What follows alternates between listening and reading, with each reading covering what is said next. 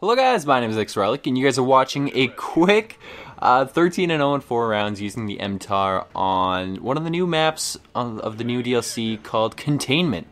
And what's special about this map is that in the middle there is a nuclear bomb that has crashed on the bridge, and if you go anywhere near the middle, your equipment gets a little bit fucked up. You can't see your minimap, for example. You'll see I cross under the bridge here and watch my minimap.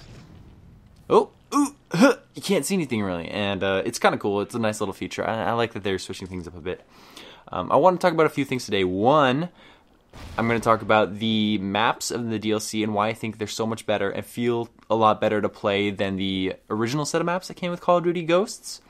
Two, I want to talk about the quality of my video because I'm just going to quickly mention it now just to get it out of the way.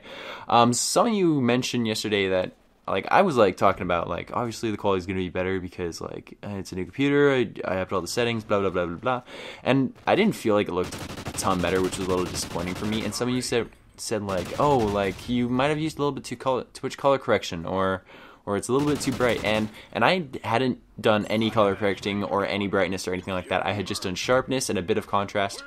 So I thought something was off, so I checked my settings again, and I had accidentally changed one of the settings to give it kind of a brightening filter over the entire video. And I took that off, so hopefully this video will look a lot better, and hopefully you guys can see that a bit and appreciate it, because I'm really excited about it, and I think it looks really good right now. So I'm kind of pumped on it. And I also want to talk a bit about, oh no, never mind, we'll get to that another time. So the maps.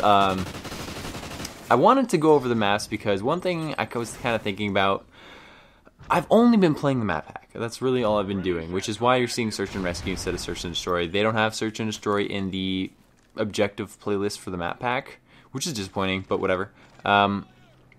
And these maps just play amazing. I absolutely love them. And I think I kind of figured out why. It's because they play and feel like classic Call of Duty maps. And classic Call of Duty maps, something that was often complained about, but I think we kind of regret that now, is that they were all really similar. They would have a big center lane from one side to the other, and in the middle of that was a big battleground, and there would be one path on the left and one path on the right for flanking and kind of getting around there, and it was great for Search and Destroy and Search. Well, I guess in past games it was only Search and Destroy, not Search and Rescue, because in the middle you could really clash with the enemy team head on, or you could go for the flank and try and get behind them on either side.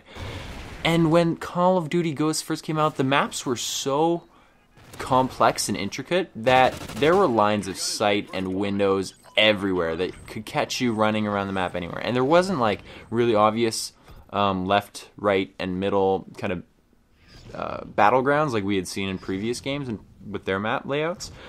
And originally I was really excited because it meant I was like, oh, it's going to take a lot more skill, and you really got to know the maps, and you can maneuver a lot better. But realistically, it just meant that people were going to see you from a shit ton more places, and the game was going to be a lot slower, and a lot more places were going to go unused. I mean, compare Magma and Black Ops 2, which was the big middle lane, two small left and right lanes with a few connecting routes.